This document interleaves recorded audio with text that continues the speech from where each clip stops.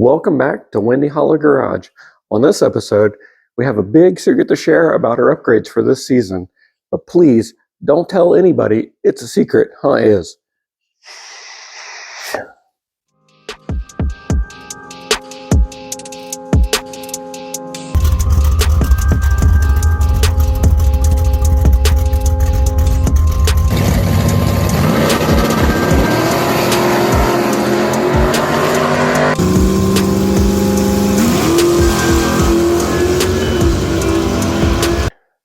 All right, so I need all of you to keep this on the down low, but for this year, we finally installed Nitrous on the Roadster. Everybody's been telling me to do it for years. I finally did it. So, what kit did we go with? Well, we installed the Nitrous Express Stage 6 kit that's good for alcohol because we run alcohol. So this kit's supposed to be good for up to 400 horsepower. Now, we're not going to start with 400 horsepower, but we've got it jetted for 100 horsepower right now. And I even followed the instructions this time. It's pretty rare, but I did this time. So to control the horsepower, how many donkeys come out of your little Nitrous Express kit here, it comes with these little jets. So this one here is a 99. This would be Cletus's favorite jet. This is all the donkeys, but we're not going for all the donkeys off the bat. So we're going with the 62s and the 62 and 57 is what we're going with. We're not going straight to the 99s from the get-go because, you know, I need to get more than one run out of this engine this year. But hopefully this gives us a little bit of a... I dropped it again. But hopefully this gives us a little bit more giddy up at the finish line. And so I even ran the timer wire so that we can hook it into the delay box so that I can spray it on the timer in an effort to maybe run top ball, maybe quick stuff that's, you know, when they're not super, super quick. Some of the Mopar races we might be able to get in, but we'll see. So let's go around the back and take a look at some of the other installations. So you can see our buddies at HalkFab got the bottle mounted right back here, hidden out of the way. So again, this is a secret. Don't tell anybody. It's hidden. It's hidden back here, folks. I got the Nitrous line ran. It's adjacent to the electrical wire, but it's got a few inches of space in between them. And my favorite part about this, you can turn it off and on through the fuel door. Look at that. How cool is that? So the only problem we're having right now is we don't know where to get it filled. Everybody we know that fills the bottles is out of nitrous. So if you know somebody that can fill the nitrous bottles, please beep boop it in the comments so that we can figure out where to get the nitrous bottle filled at for the first race. All right, looks like my mic died at some point, so I don't know how much of that was recorded. So we're going to do it again. Anyway, so we're on to, I've been wiring all the solenoids and stuff for the nitrous. So I've got the last one. Aha, I almost forgot. Don't forget your shrink wrap. All right, so we'll put our shrink wrap on there, and now we can finally crimp these on. I like to use these crimpers that I got from Home Depot. They're kind of expensive, but man, they make it so much better. Kind of particular about crimping these down, so I don't just hammer them and go. I kind of delicately get them exactly how I want them, and then drop the hammer on them. Of course, you could solder these, which I actually do like soldering, but does anybody else still solder? That's on there pretty good. Come on, so good enough. And give her the pull test. And there, good. Well, my parts came for the fuel lines. So we're going to make the world's shortest 6AN hose here real quick. Now, if you're going to make 6AN hoses or any AN hoses with these braided type lines, you got to buy these cool tools. These cool tools, size 6. I have fought with these things previously for like hours, cut my fingers, wrap them with tape, fight, and still end up ruining 50% of the fittings. With this little tool, it's like generally a piece of cake. So I'm filming this, so it'll probably be a total nightmare. But let's see if I can get it to go on. So the tool is super easy. You put your fitting for your AN fitting in there, and then clamp it in there, and then it's tapered, so it kind of walks it into your hose. Real fancy like. Yep, there it goes. There it goes, most of the way, and then you just kind of wiggle it the rest of the way.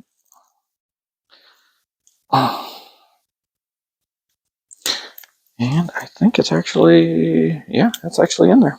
Just like that. This tool, once I found out about this tool, I don't know, I assume almost everybody knows about it by now, but like, look at that.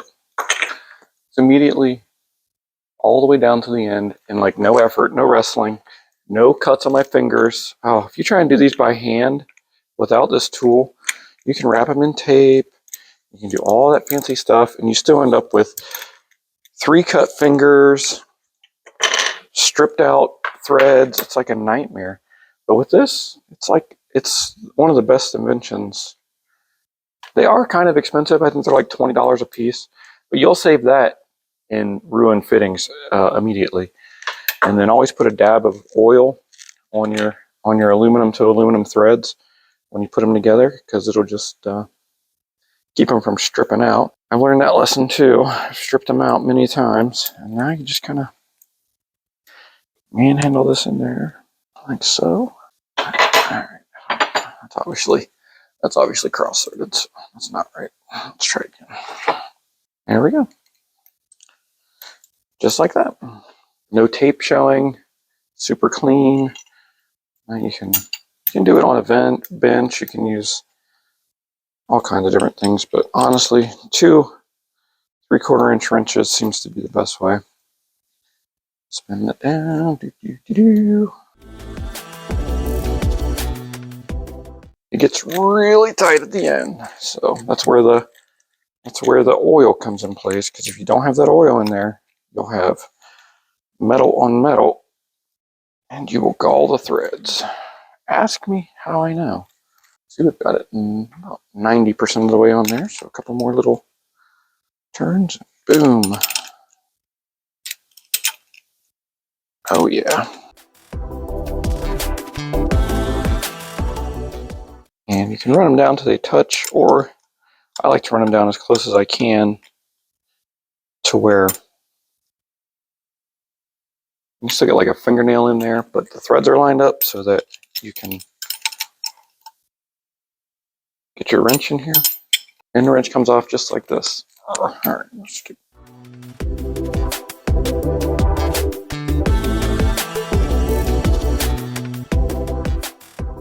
And just like that, we've got the world's shortest AN hose. So I feel like this is probably going to be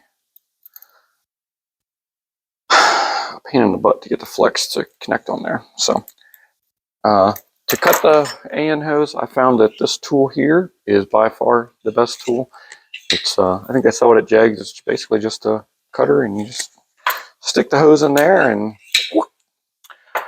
give her a little snip. I've tried cut-off wheels. I've tried everything over the years to make this process the easiest as possible. And the cool tool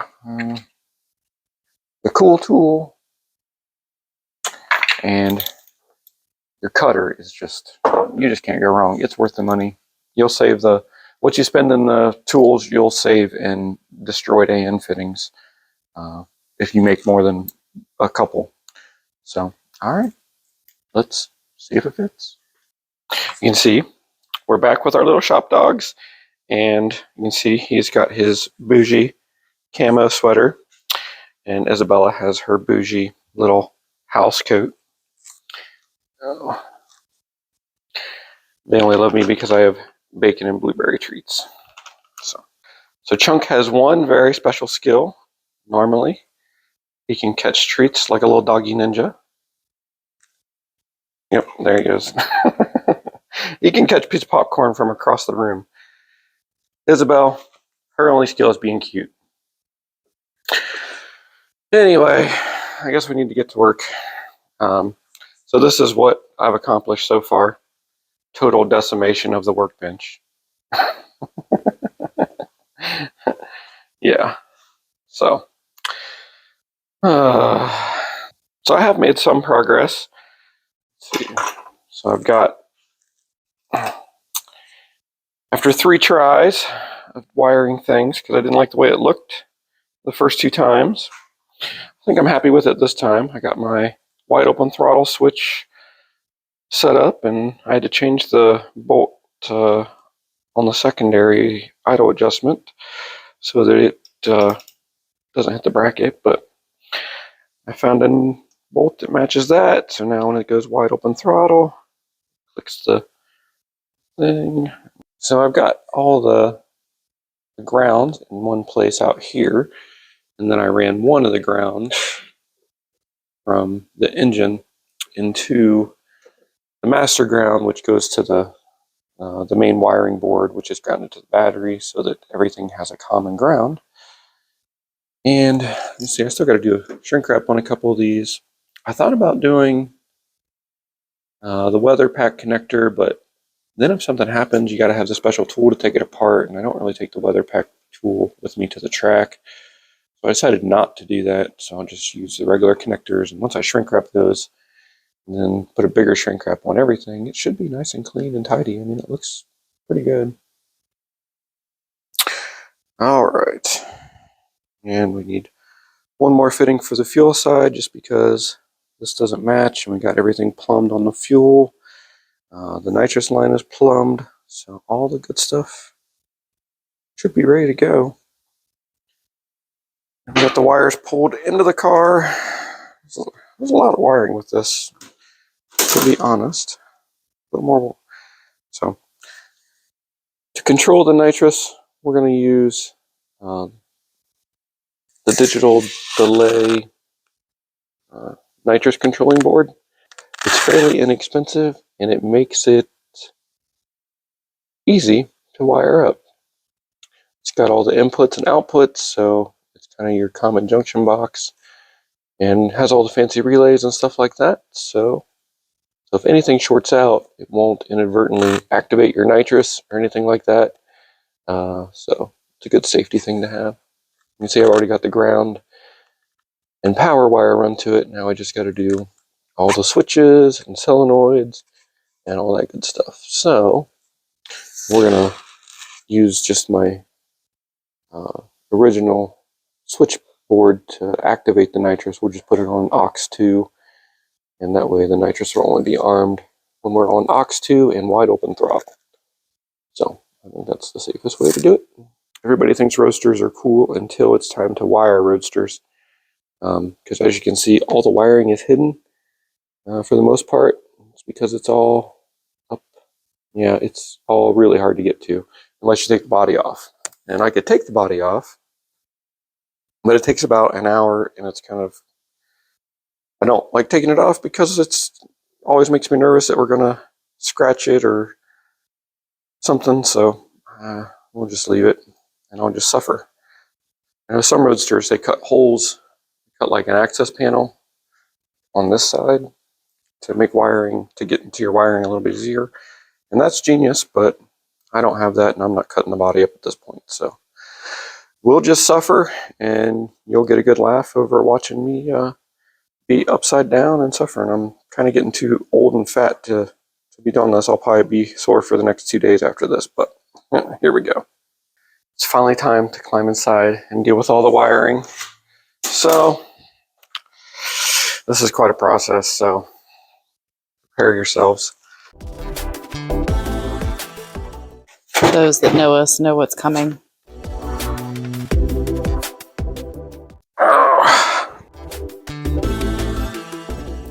Oh, I'm sure I'll be at the chiropractor next week. Oof. All right. So once you get situated in here, all nice and cozy, I even got a little pillow for my head. So now we're set to work.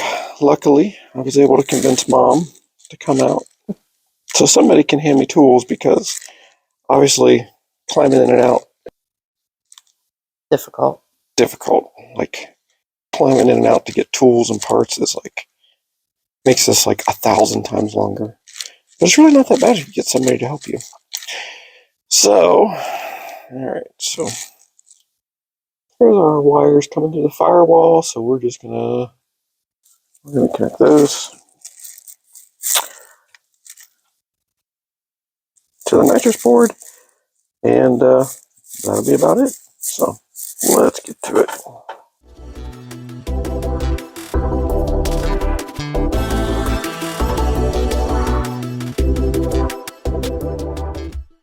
Or zip ties, sir?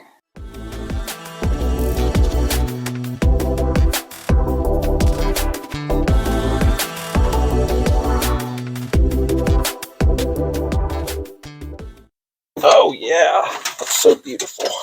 All tangled up. It's got me. Let's go. Hi. Oh, okay. What? Can I help you? What can I do for you? We're no longer feet up. How's it going under there? If you look and see what color the wires are out there. Okay. Orange goes to the carburetor, or goes to the solenoid on the carburetor. Switch, right? All right. So red is fuel. Red is the front fuel. Yep. Okay. So we have the wiring all wrapped up here. You can see it turned out pretty clean. I got everything shrink wrapped and insulated and everything. So we have 6 wires that are going to go inside, and then get them in this little loom here, so it'll be nice and clean when they go through the firewall and connect inside to all the good spots. All right, so that we'll get that tidied up and hidden away, and it'll be like it wasn't even there. Well, we really appreciate you sticking with us this long. I think the Roadster's finally getting close. We only have a few more things to button up before we're ready to fire it up, load it up in the box, and head to the track. As always, don't forget to like and subscribe. Only 10% of our viewers are subscribed right now. What's that all about? And of course, don't forget to comment and roast him. What's that F button all about? We'll see you on the next one.